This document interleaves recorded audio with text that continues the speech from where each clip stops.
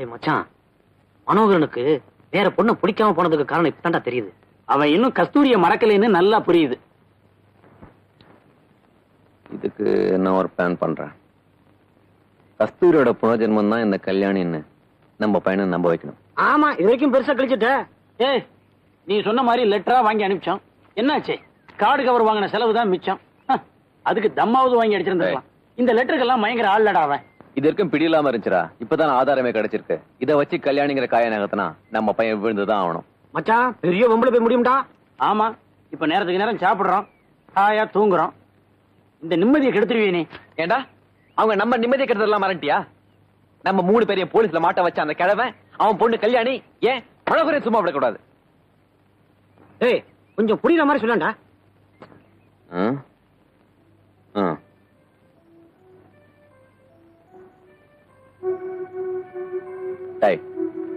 நம்ம பையனையும் அந்த பொண்ணையும் காதல் பண்ண வைக்கிறோம்.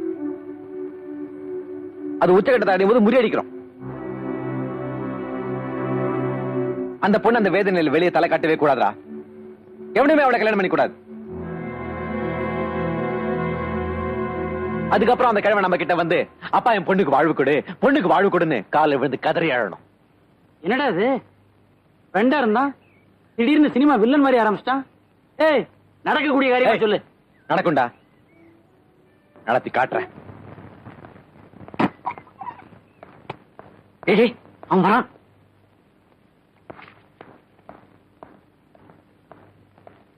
ஏய், அவனுக்கு ஒரு லெட்டர் வந்திருக்குடா. கொடு கொடு. இன்னைக்குதான் நினைச்சேன் அம்மா கிட்ட இருந்து லெட்டர் வரல. என்ன கொடு. லெட்டர் உங்க அம்மாட்ட இருந்து வரல. அம்மா அட்ரஸ் ஏதோ கல்யாணின்னு போட்டிருந்ததே. கல்யாண்? அதான்டா அவன் ஸ்கூல் ஃபங்க்ஷன்ல டான்ஸ் ஆடிச்ச அந்த பொண்ணா இருக்குமோ என்னவோ.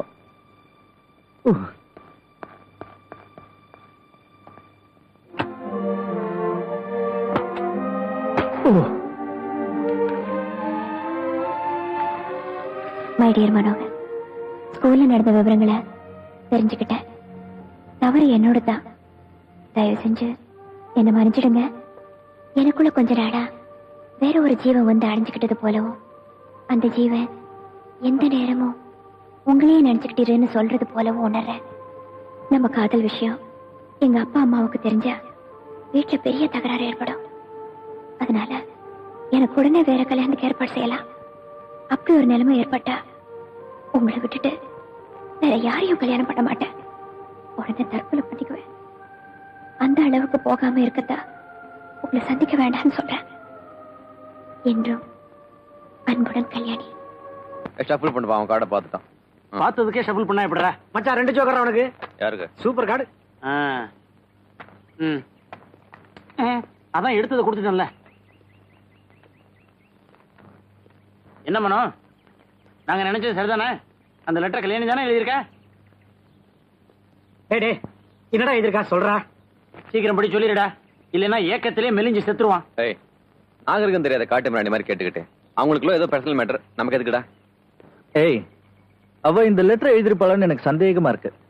ஏன் சந்தேகம் வர காரணம்? பார்க்க கூடாது, பேசக்கூடாதுன்னு ஏன் எழுதணும்? அது நல்ல குடும்பத்தை சேர்ந்த பொண்ணுங்க இந்த காதல் கீதல்ங்கிற மேட்டர்ல மாட்டுச்சுன்னா கொஞ்சம் பயப்படத்தான் செய்வாங்க. ஒருவேளை அதனால அப்படி எழுதிருப்படோ. ஒண்ணு மட்டும் உண்மை மச்சான், அழகான உருட்டு கட்ட. டேய், ஒழுங்கா பேசுறா. நாளைக்கு அவனுக்கு பொன்னாட்டியா வர போறவல்ல? இப்ப என்னன்ற? நமக்கு தங்கச்சி. ஏய், போதும் போதும் நிறுத்துங்கடா. எனக்கு என்னமோ இன்னும் சந்தேகமா தான் இருக்கு. அப்போ உன் சந்தேகம் தீரணும்னா அந்த பொண்ணுக்கு நீ ஒரு லெட்டர் எழுது. ஐயோ, விஷயத்தை கரெக்டா தெரிஞ்சுக்காம நான் பாட்டுக்கு எதையாவது எசக்கு புசக்கா எழுதி விஷயம் வேற மாதிரி ஆயிடுச்சுன்னா? இந்த விஷயத்துல நீங்க தாண்டா எனக்கு ஹெல்ப் பண்ணணும். ஓகே, நாங்க என்ன மாட்டோம் நான் சொல்றோம். அந்த பொண்ணுக்கு நீ ஒரு லெட்டர் எழுது. அந்த பொண்ணு வேலை பாக்குற பேங்க்ல எங்களுக்கு தெரிஞ்ச பியூன் ஒருத்தர் இருக்கான். பியூனா? யாரா அவன்?